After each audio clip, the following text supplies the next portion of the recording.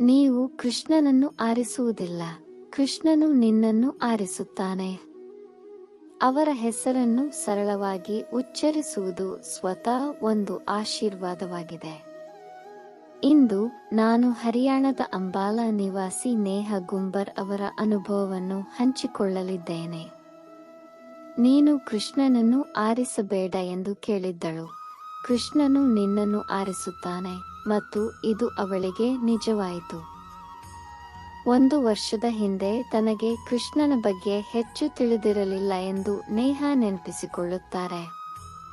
ಒಂದು ದಿನ ಅವಳ ಸ್ನೇಹಿತ ಅವಳನ್ನು ತನ್ನ ಮನೆಯಲ್ಲಿ ಕೀರ್ತನಕ್ಕೆ ಭಕ್ತಿಗೀತೆ ಆಹ್ವಾನಿಸಿದಳು. ಇಸ್ಕಾನ್ ದೇವಸ್ಥಾನದ ಒಂದು ಗುಂಪು ಕೀರ್ತನೆಯನ್ನು ಮುನ್ನಡೆಸುತ್ತಿತ್ತು. ನೇಹಾ ಭಾಗವಹಿಸಿ ದೇವರ ಬಗ್ಗೆ ತಿಳಿದುಕೊಂಡರು ಮತ್ತು ಭಕ್ತಿಗೀತೆಗಳನ್ನು ಆಲಿಸಿದರು. ಅವಳು ಕೃಷ್ಣನ ಕಡೆಗೆ ವಿಚಿತ್ರವಾದ ಎಳೆತವನ್ನು ಅನುಭವಿಸಿದಳು ಮತ್ತು ಅವನ ಮೇಲೆ ಆಳವಾದ ಪ್ರೀತಿಯನ್ನು ಅನುಭವಿಸಲು ಪ್ರಾರಂಭಿಸಿದಳು. ಕೀರ್ತನೆಗೆ ಬರುವುದು ಅತ್ಯಗತ್ಯ ಎಂದು ಅವಳು ಅರಿತುಕೊಂಡಳು, ಏಕೆಂದರೆ ಅದು ಸತ್ಯ ಮತ್ತು ಜೀವನದ ಸಾರ ಎಂದು ಭಾವಿಸಿದೆ. ನೇಹಾಗೆ ಅಪಾರ ಸಂತೋಷವಾಯಿತು. ಆಗಾಗ್ಗೆ ಜೀವನದಲ್ಲಿ ಸಣ್ಣ ತೊಂದರೆಗಳು ದೊಡ್ಡದಾಗಿ ಕಾಣಿಸಬಹುದು ಮತ್ತು ಮನಸ್ಸು ಯಾವಾಗಲೂ ಏನನ್ನಾದರೂ ಕುರಿತು ಯೋಚಿಸುತ್ತದೆ ಎಂದು ಅವರು ವಿವರಿಸುತ್ತಾರೆ. ಆದಾಗ್ಯೂ ತನ್ನ ಸ್ನೇಹಿತನ ಸ್ಥಳದಿಂದ ಹಿಂದಿರುಗಿದ ನಂತರ ಅವಳು ತನ್ನೊಂದಿಗೆ ಕೃಷ್ಣನ ಮಹಾಮಂತ್ರವನ್ನು ಮರಳಿ ತಂದಳು. ಅಡುಗೆ ಮಾಡುವಾಗ ಅವಳು ಮಂತ್ರವನ್ನು ಪಠಿಸಲು ಪ್ರಾರಂಭಿಸಿದಳು. ಹರೇ ಕೃಷ್ಣ ಕೃಷ್ಣ ಕೃಷ್ಣ ಹರೇ ಹರೇ, ಹರೇ ರಾಮ ರಾಮ ರಾಮ ಹರೇ ಹರೇ. ಜೀವನದ ಪ್ರತಿ ಕ್ಷಣವೂ ಆನಂದವನ್ನು ಅನುಭವಿಸಲು ಪ್ರಾರಂಭಿಸಿತು ಮತ್ತು ಅವಳು ಚೆನ್ನಾಗಿ ನಿದ್ರಿಸಲು ಪ್ರಾರಂಭಿಸಿದಳು. ಅವಳು ಕೃಷ್ಣ ಮತ್ತು ರಾಧಾ ರಾಣಿಯ ಬಗ್ಗೆ ಹೆಚ್ಚು ತಿಳಿದುಕೊಳ್ಳಲು ಪ್ರಾರಂಭಿಸಿದಳು, ಅವರೊಂದಿಗೆ ಬಂಧವನ್ನು ಬೆಳೆಸಿದಳು. ಕೃಷ್ಣನು ತನ್ನ ಮಾತನ್ನು ಆಲಿಸಿದನೆಂದು ಭಾವಿಸಿ ತನ್ನೆಲ್ಲ ಆಲೋಚನೆಗಳನ್ನು ಕೃಷ್ಣನೊಂದಿಗೆ ಹಂಚಿಕೊಂಡಳು. ಅದು ಅವಳ ಮನಸ್ಸಿಗೆ ಶಾಂತಿಯನ್ನು ತಂದಿತು ಮತ್ತು ತನ್ನ ಎಲ್ಲಾ ತೊಂದರೆಗಳನ್ನು ನಿವಾರಿಸಿತು. ಒಂದು ದಿನ ನೇಹಾ ಕೃಷ್ಣನನ್ನು ಪ್ರಾರ್ಥಿಸುತ್ತಾ, ಓ ಕರ್ತನೇ, ನನ್ನ ಮಕ್ಕಳು ನಿನ್ನವರು, ನನ್ನ ಮನೆಯು ನಿನ್ನದು, ಎಲ್ಲವೂ ನಿನ್ನದೇ. ನೀನೇ ಯಜಮಾನ, ದಯವಿಟ್ಟು ಎಲ್ಲವನ್ನೂ ನೋಡಿಕೊಳ್ಳಿ ಎಂದು ಹೇಳಿದಳು. ನೇಹಾ ಅವರ ಪತಿ ಅಂಬಾಲಾದಲ್ಲಿ ಟೈರ್ ಶೋರೂಮ್ ಹೊಂದಿದ್ದಾರೆ ಮತ್ತು ಅವರ ಮನೆ ಶೋರೂಮ್ಗಿಂತ ಮೇಲಿದೆ. ಒಮ್ಮೆ ನೇಹಾ ಅವರ ಪೋಷಕರು ಭೇಟಿ ನೀಡುತ್ತಿದ್ದರು. ಅದು ಅಪರೂಪವಾಗಿತ್ತು. ಅವರು ಮನೆಯಲ್ಲಿದ್ದ ಕಾರಣ ನೇಹಾ ಮತ್ತು ಅವರ ಪತಿ ಶಾಪಿಂಗ್ಗೆ ಹೋಗಲು ನಿರ್ಧರಿಸಿದರು. ಮಕ್ಕಳನ್ನು ತನ್ನ ಹೆತ್ತವರೊಂದಿಗೆ ಬಿಟ್ಟರು. ಅವರು ರಾಮ್ ಸಿಂಗ್ ಎಂಬ ಉದ್ಯೋಗಿಯನ್ನು ಹೊಂದಿದ್ದರು. ಅವರನ್ನು ಅವರು ಚೋಟು ಎಂದು ಕರೆಯುತ್ತಿದ್ದರು. ನೇಹಾ ಅವರ ಪೋಷಕರು ಅಲ್ಲಿದ್ದ ಕಾರಣ ಅವರಿಗೆ ಭರವಸೆ ಇತ್ತು. ಮಾರುಕಟ್ಟೆಗೆ ತೆರಳಿದ ಕೆಲವೇ ಹೊತ್ತಿನಲ್ಲಿ ಶೋರೂಮ್ ಬೆಂಕಿಗಾಹುತಿಯಾಗಿದೆ ಎಂಬ ಸುದ್ದಿ ಬಂತು. ಶೋರೂಮ್ಗೆ ಬೆಂಕಿ ತಗುಲಿದ ಕಾರಣ ಮಕ್ಕಳು ಮತ್ತು ಆಕೆಯ ಪೋಷಕರು ಇದ್ದ ಮೇಲಿನ ಮನೆಯೇ ಅಪಾಯದಲ್ಲಿದೆ ಎಂದು ನೇಹಾ ಮತ್ತು ಅವರ ಪತಿ ಗಾಬರಿಗೊಂಡರು.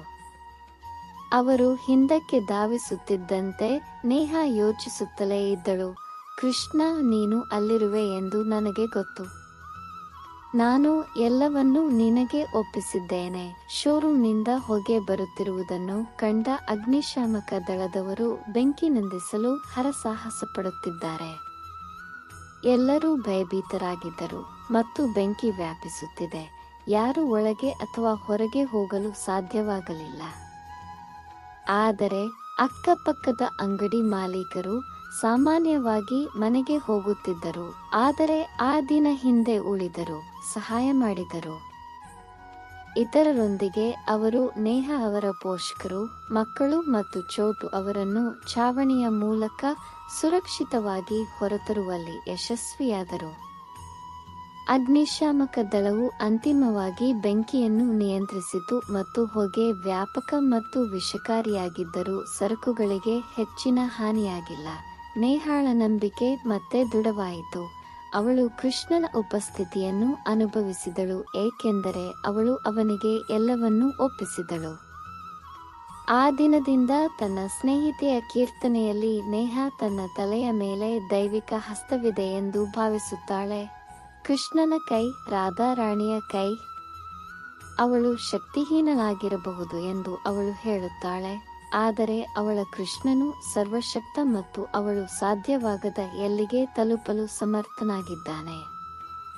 ನಿಜ ಸ್ನೇಹಿತರೆ, ದೇವರು ಎಲ್ಲೆಡೆ ಪ್ರತಿ ಕಣದಲ್ಲಿ ಇಡೀ ಬ್ರಹ್ಮಾಂಡದಾದ್ಯಂತ ಇದ್ದಾನೆ. ನಿಮಗೆ ಕಷ್ಟವೆನಿಸುವುದು ದೇವರಿಗೆ ಅನಾಯಾಸ. ಅದಕ್ಕಾಗಿಯೇ ನಿಮ್ಮ ಎಲ್ಲ ಚಿಂತೆಗಳನ್ನು ದೇವರಿಗೆ ಒಪ್ಪಿಸಿ ಎಂದು ಯಾವಾಗಲೂ ಹೇಳಲಾಗುತ್ತದೆ.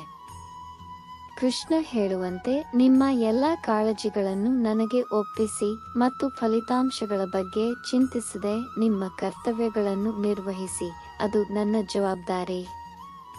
ಹಾಗಾಗಿ ಶೋರೂಮ್ನಲ್ಲಿ ಬೆಂಕಿ ಕಾಣಿಸಿಕೊಂಡಾಗ ನೇಹಾ ಅವರ ಮೊದಲ ಆಲೋಚನೆ, ನನಗೆ ಗೊತ್ತು ಲಾರ್ಡ್, ನೀವು ಅಲ್ಲಿದ್ದೀರಿ. ಮತ್ತು ವಾಸ್ತವವಾಗಿ ಕೃಷ್ಣ ಅಲ್ಲಿದ್ದನು.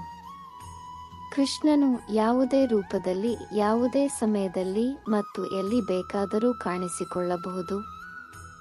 ನಿಮ್ಮ ನಂಬಿಕೆ ಮತ್ತು ನಂಬಿಕೆ ಬಲವಾಗಿರಬೇಕು, ಏಕೆಂದರೆ ನಂಬಿಕೆಯು ನೀವು ದೇವರನ್ನು ನೋಡುವ ಮತ್ತು ಅನುಭವಿಸುವ ಮಸೂರವಾಗಿದೆ.